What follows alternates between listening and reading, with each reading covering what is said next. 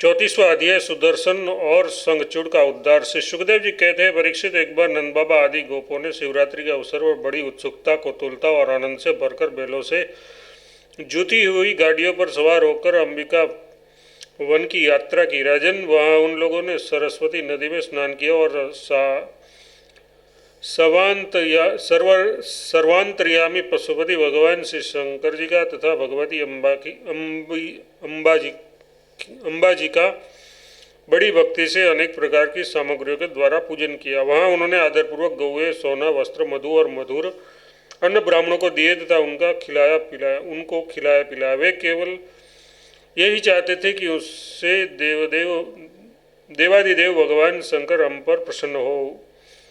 उस दिन परम भगवान नंद सुनंदन आदि गोपों ने उपवास कर रखा था, इसलिए वे लोग केवल जल पीकर रात के समय सरस्वती नदी के तट पर ही बैठक के सो गए। उस अंबिका वन में एक बड़ा भारी अजगर रहता था। उस दिन वह भूखा भी था।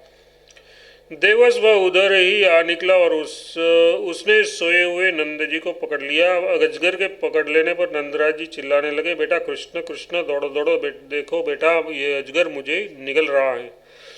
मैं तुम्हारी शरण में हूँ, जल्दी मुझे इस संकट से बचाओ। नंद बाबा का चिल्लाना सुनकर सबके सब गोप इकट्ठा एकाएक उठ खड़े हुए और उन्हें अजगर के मुंह में देखकर घबरा गए। अब वे लुकाठियों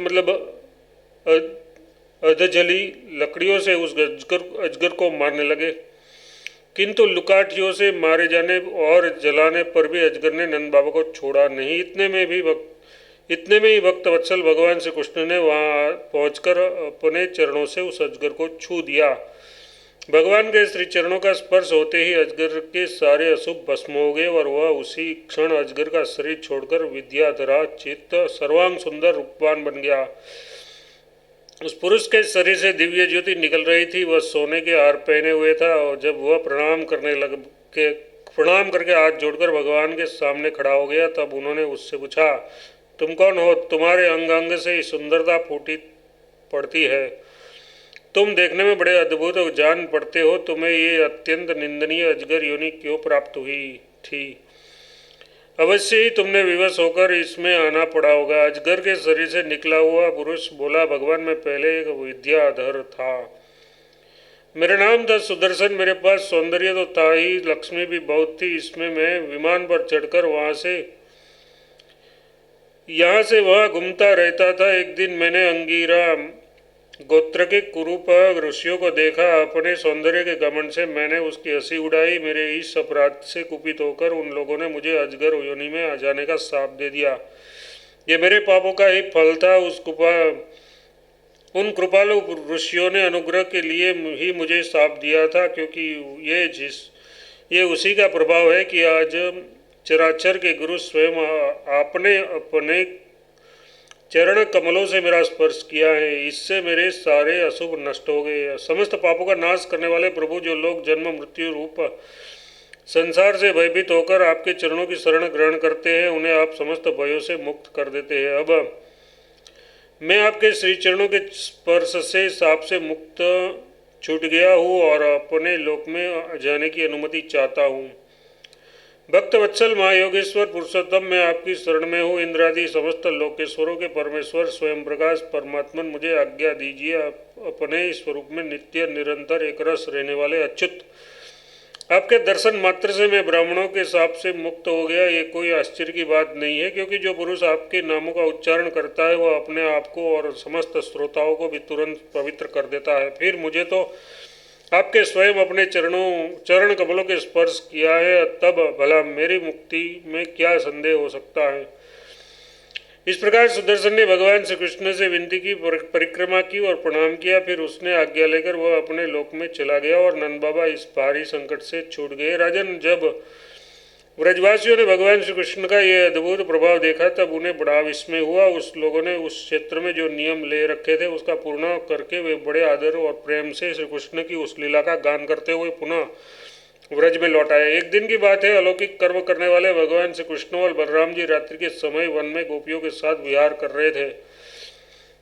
भगवान श्री कृष्ण निर्मल पीताम्बर और बलराम जी नीलांबर धारण किए हुए थे। दोनों ने गले में फूलों के सुंदर सुंदर हार लटक रहे थे तथा शरीर में अंगराग सुगंधित चंदन लगा हुआ था और सुंदर सुंदर आभूषण पहने हुए थे। गोपियां बड़े प्रेम और आनंद से ललित स्वर में उन्हीं के गुणों का गान कर रही थी। अभी अभी सायंकाल हुआ था, आकाश में तारे जगमगा रहे थे और चांदनी छिटक रही थी। बेला के सुंदर गंध से मतवाले होकर भौरे इधर उधर गुनगुना रहे थे तथा जलाशय में खिली हुई कुमुदिनी सुगंध लेकर वायु मन चल रही थी। उस समय उसका सम्मान करते हुए भगवान श्री कृष्ण और बलराम जी ने एक ही साथ मिलकर राग